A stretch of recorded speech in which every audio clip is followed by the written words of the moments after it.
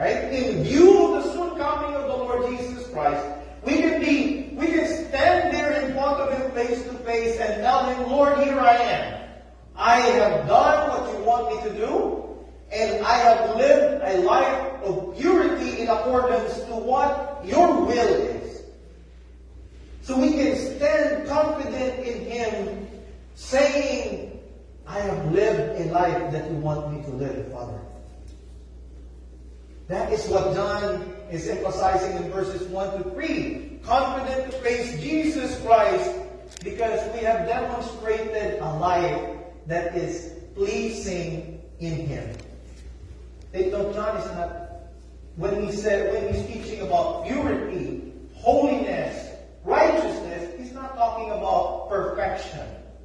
Okay? Because while we are here on earth, no one can be perfect.